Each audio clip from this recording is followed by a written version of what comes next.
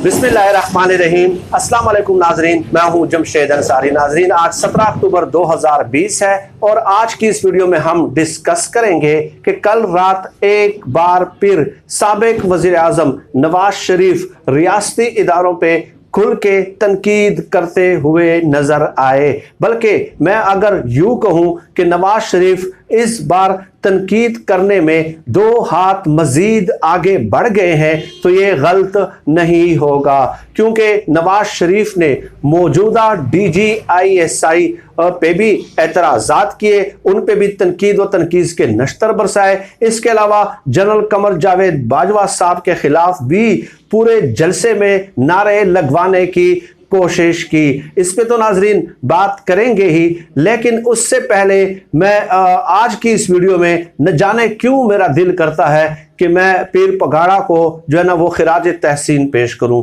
क्यों? इसलिए कि पीर पगाड़ा ने एक पेश गोई की थी कि जब ये मुश्किल में होते हैं तो ये पाँव पकड़ते हैं, और ये जब मुश्किल से निकल आते हैं, नवाज शरीफ साहब के बारे में और उनके ख़ानदान के बारे में कहा था, जब ये मुश्किल से निकल आते हैं तो फिर ये गरेबान पकड़ते हैं। आप नवाज शरीफ साहब नून लीग और शरीफ ख़ानदान की बिलखुसूस पूरी सियासी ज़िंदगी का अगर आप मुताला करें तो किस कदर खूबसूरती के साथ जो है पीर पगाड़ा साहब ने एक ही फिक्र में उनका अहाता कर लिया था। गोया उन्होंने पूरे के पूरे समंदर को एक कूजे में बंद कर लिया था। नवाज शरीफ साहब की पूरी सियासी जिंदगी इसी एक सेंटेंस, इसी एक लाइन के गिर्द हमें घूमती हुई नजर आती है। और इन्हीं पीर पगाड़ा को जब नवाज शरीफ साहब पहली बार वजीर आजम बने थे तो पीर पगाड़ा को इन्होंने दावत पे बुला के नवाज शरीफ ने फौज को पैगाम भिजवाया था कि फौज को बता दो कि मैं जुल्फकार अली भुट्टो नहीं हूं,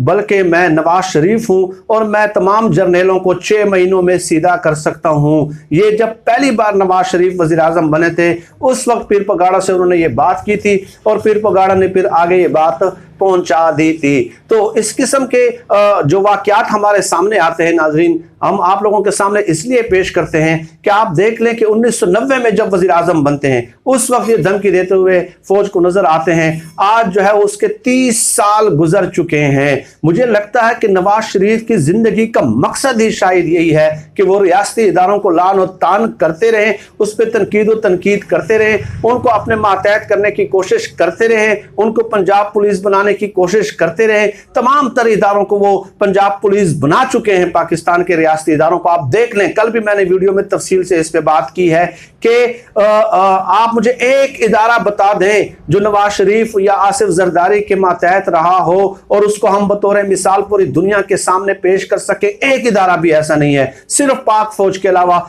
क्योंकि वो इनके मातहत नहीं है। अगर वो इनके मातहत होता तो उनका भी वो वही हाल कर देते जो उन्होंने माजी में नैब का किया, FIA का किया, दूसरे रियासती इदारों का किया, सुप्रीम कोर्ट पे हमले किए और नैब में कमर जमान चौधरी बिठाया, SCCP में जफर हिजाजी जैसे लोग बिठाए। तो नवाज शरीफ की जिंदगी का मकसद ये रहा है कि वो पाक फौज को अपने मातहत कर ले और अपने मफादात के लिए इस्तेमाल करें। लेकिन अल्हम्दुलिल्लाह आज तक की सियासी तारीख ने यह साबित किया है कि नवाज शरीफ को हर बार शिकस्त हुई है, बुरी तरह शिकस्त हुई है। उनकी ये ख्वाहिश जो है हमेशा मट्टी में जो है वो मिल चुकी है और ये पूरी सियासी तारीख उनकी मौजूद है। अब नाजरीन, कल उन्होंने जो है ना chief of army staff general Qamar Javed Bajwa साहब और DGISI पे इल्जाम लगाए, पूरी एक चार्ज शीट पेश की हुकूमत के खिलाफ और फिर कहा कि अब हम इनसे पूछेंगे, ये लोग इनको लाने वाले हैं। ठीक है, तो ये एक जाती अंदर का बुग़्ज़ है। लेकिन यहाँ पे मेरा सवाल यह है नाज़रीन कि कल नवाज शरीफ साहब ने डॉन लीक्स पे भी बात की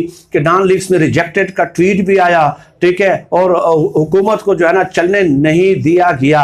अब मेरा सवाल यह है कि यही तो आप लोगों की मुनाफकत है, कि जब आप हुकूमत में होते हैं तो आप हर किस्म की बात तस्लीम करना गवारा करते हैं, जब आप इक़्तिदार से बाहर चले जाते हैं तो उसके बाद जो है आप लोग पता नहीं कोई बहुत बड़े नजरियाती और इनकलाबी बनना शुरू कर देते हैं और झूठ मूठ लोगों के सामने बयान करना शुरू कर देते हैं। बात यह है कि डॉन लीक्स जब आया था उस वक्त तारिक फातमी को, परवेज रशीद को और राव तहसीन को नवाज शरीफ साहब ने खुद डीनोटिफाई किया था।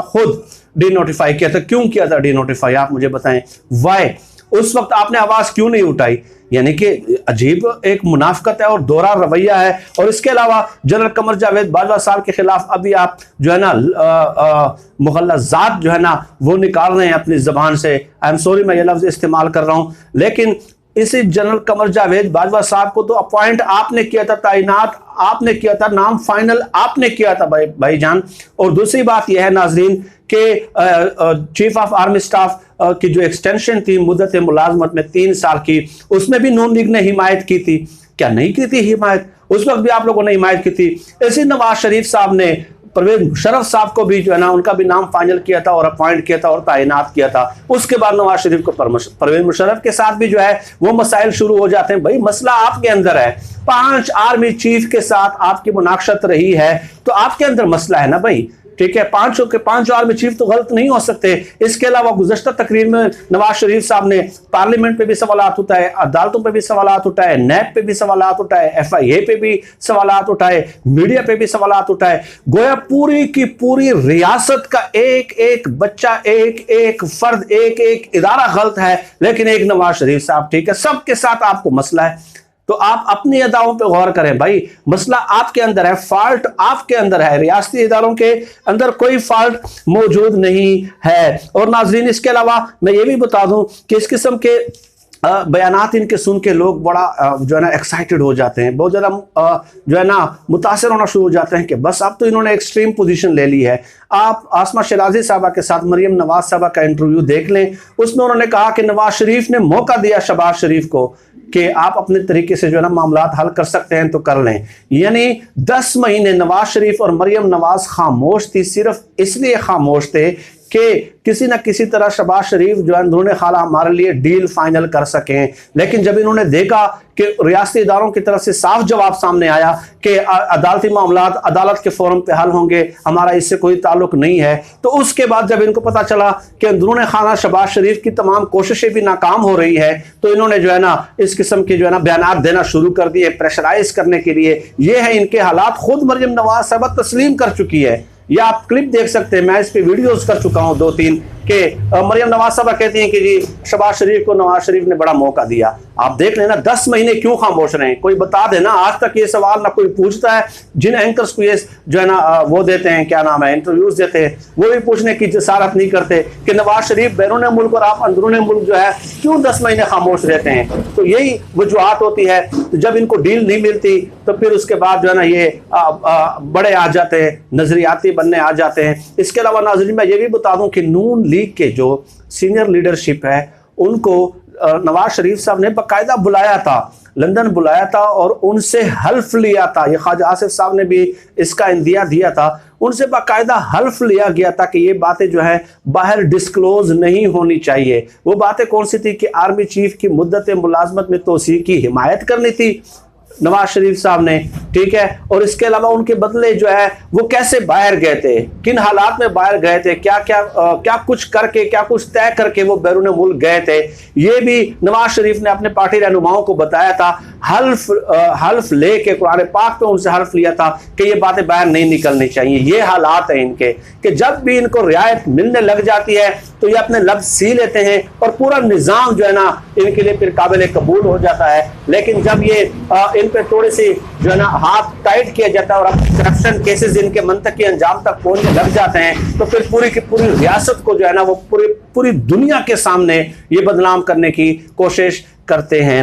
ये नाज़रीन चंद गुजारिशात थी जो मैंने इनके नवाज शरीफ साहब की जिंदगी के हवाले से पेश करनी थी। लेकिन आप पीर पगारा के फिक्रे पे एक बात फिर जरूर गौर कीजिएगा कि जब मुश्किल में हो तो पांव पकड़ते हैं, जब मुश्किल में हो तो पांव पकड़ते हैं, जब मुश्किल से निकल आए तो फिर गिरबान पकड़ते हैं। यही आजकल नवाज शरीफ साहब के साथ आप समझ जाएं कि वो मुश्किल में है इसलिए वो गिरबान पकड़ने की बात कर रहे हैं। मुश्किल में क्या है कि उनको NRO चाहिए, डील चाहिए। और मैंने एक वीडियो में बताया था कि पाक फौज के हवाले से मैंने अपने ज़राए से ये खबर आपको दी थी कि वो तंग आ गए हैं कि नवाज शरीफ का डील के अलावा कोई और लफ्ज़ ही उसकी ज़बान पे नहीं आता। हर वक्त डील, NRO, मोहम्मद जुबैर को भेज रहे हैं, शहबाज शरीफ को भेज रहे हैं, चौधरी निसार को भेज रहे हैं, किन किन लोगों को ये भेजते हैं। तो वो तंग आ गए हैं कि भाई हमारे और भी काम है कि हर वक्त आप लोग NRO डील। खैर आज इतनी ही बात करनी थी। जलसे के हवाले से मजीद भी 2-3 वीडियोज़ मैंने करनी है। आज के लिए इतना ही। पाकिस्तान जिंदाबाद। अल्लाह हाफिज़।